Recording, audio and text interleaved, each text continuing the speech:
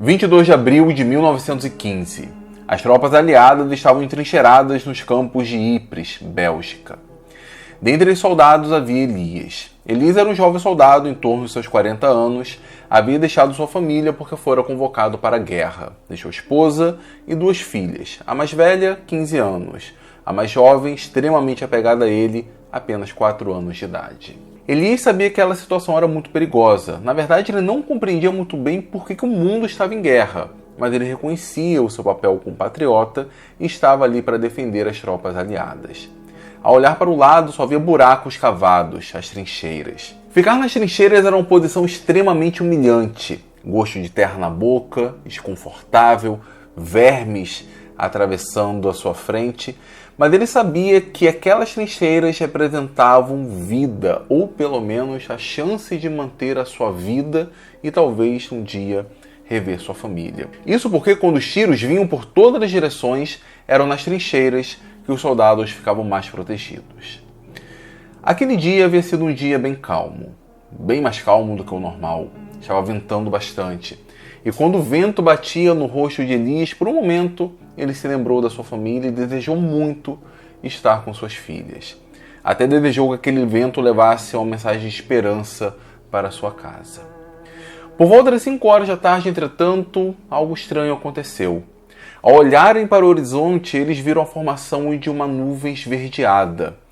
Essa nuvem rapidamente avançava e ficava cada vez maior. Pouco tempo depois, formava uma parede de 15 metros de altura e o vento trazia rapidamente ao longo dos 6 quilômetros de distância. Os soldados ficaram sem saber exatamente o que fazer. Um pouco mais à frente, um amigo de Elias, Leon, ele acabou entrando em contato direto com essa fumaça. O que Elias viu foi seu amigo levar a mão da garganta, começar a tossir, logo depois cair no chão e começar a se tremer. Quando Elias viu Leon sufocando, a única coisa que ele pensou foi as trincheiras. Junto com os demais soldados, eles correram e ficaram escondidos naquele buraco, na esperança de que, quando a nuvem passasse por cima, simplesmente atravessassem como os tiros de rifle. Mas isso não aconteceu. Aquele gás esverdeado preencheu toda a vala como a água preenche um balde. A única coisa que lhes restou foi tapar a respiração e, num sentimento de esperança, desejar que a nuvem passasse enquanto eles segurassem o ar. Mas isso não aconteceu. Poucos segundos depois, não mais do que 40, com seu coração acelerado, eles começaram a respirar. Elias colocou aquele gás esverdeado para dentro do seu nariz e para dentro da sua boca. Automaticamente ele sentiu suas vias aéreas rasgando. Aquele gás verde, o cloro, começou a reagir com a água presente em suas mucosas e rapidamente se transformou em ácido clorídrico e ácido hipocloroso. Quando chegou no pulmão, começou a dilacerar os vasos sanguíneos. Aliás, ao entrar em contato com os alvéolos, o seu recobrimento simplesmente foi destruído. O pulmão é um órgão com uma área extremamente grande. Se completamente esticado, ele cobre uma quadra de tênis. E toda essa área estava sendo atacada pelo ácido. A formação de ácido clorídrico começou a gerar rupturas no pulmão e simplesmente ele começou a se encher de fluido. O ar tinha cada vez mais dificuldade para entrar. Elias não aguentava mais. Estava sufocando, ardendo de dor. Colocando a mão na garganta, tentou respirar e não conseguiu. A única coisa que veio à sua mente foi a lembrança de sua família, em especial de sua filhinha com 4 anos de idade. Aquele mesmo vento que lhe trouxe um pouco de esperança naquele dia, acabou trazendo o seu assassino, o cloro. A pouco mais de 6 quilômetros dali estavam as tropas da Alemanha, e à sua frente, o homem que havia idealizado esse ataque. Quando ele soube de todo o alvoroço, toda a confusão, todo o desespero causado, ele ficou extremamente orgulhoso e um sorriso apareceu no canto da sua boca. Esse homem, Fritz Haber. Haber foi extremamente bem sucedido com a síntese da amônia, como mostrei para vocês no primeiro episódio dessa série. Ele teve seu nome escrito entre os grandes cientistas da história. Obteve também muita riqueza com ela, afinal, ele ganhava alguns centavos por cada quilo de amônia produzida pela BASF, a empresa a qual ele vendeu sua patente. E a BASF produzia toneladas e mais toneladas de amônia. Conseguiu também reconhecimento da própria família real. Pouco tempo depois, tornou-se diretor do Instituto Kaiser Wilhelm. Aliás, ele próprio passou a ter contato direto com Kaiser. Quem era Walter Nast agora? Quem era Walter Nast na frente do Fritz Haber? Em sua mente, Haber achava que um cientista deveria trabalhar em prol da humanidade. Foi o que ele fez ao produzir amônia. Porém, em tempos de guerra, um cientista deveria dedicar todos os seus esforços para a sua nação. E foi exatamente isso que Haber fez quando a guerra eclodiu em 1914.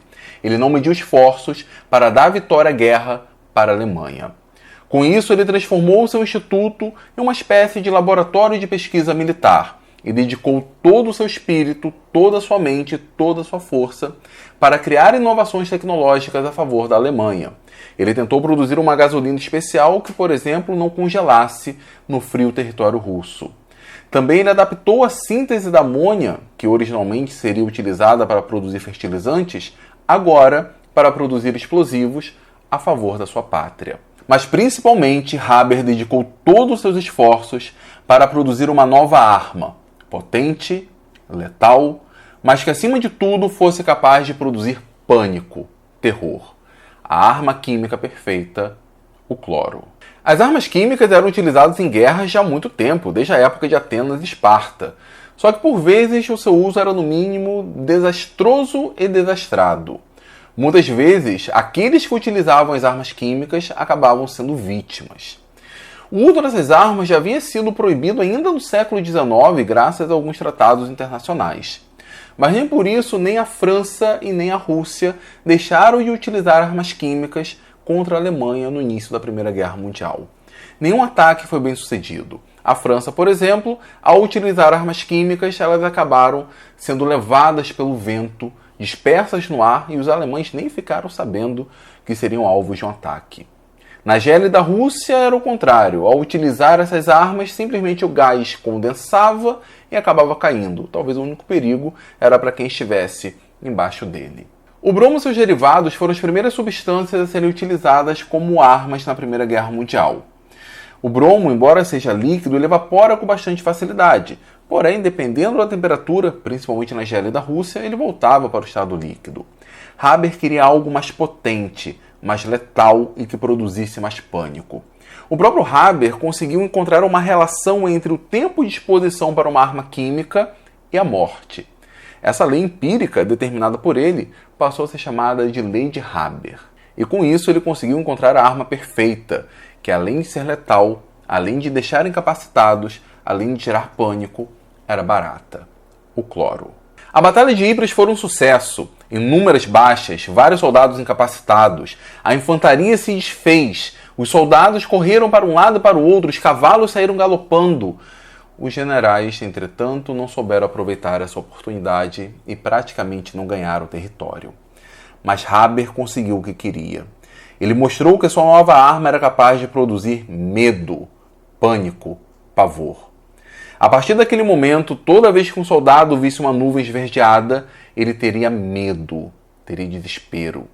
Essa nuvem verde, o cloro, passou a ser chamada de Cruz Verde, onde cruz representava a morte no cemitério.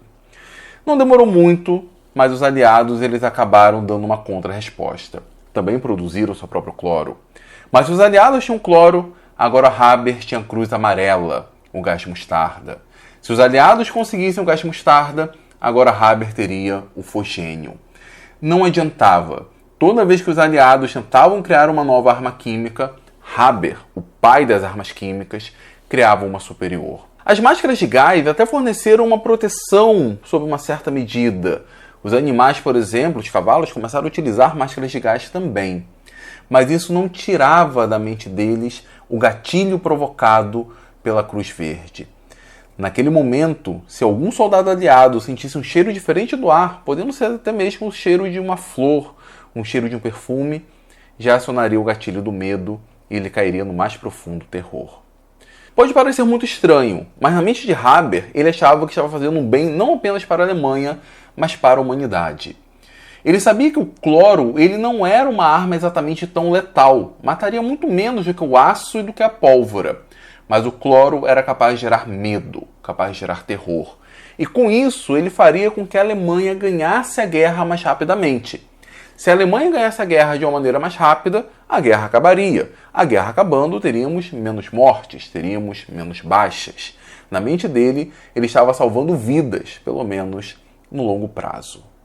Mas a Alemanha não ganhou a guerra. Haber fez o que pôde para que a Alemanha conseguisse a vitória, mas os generais alemães mostraram-se incompetentes, não conseguiram aproveitar todas as vitórias que Haber conseguiu. Com a queda da Alemanha, Haber agora tinha algumas contas a prestar.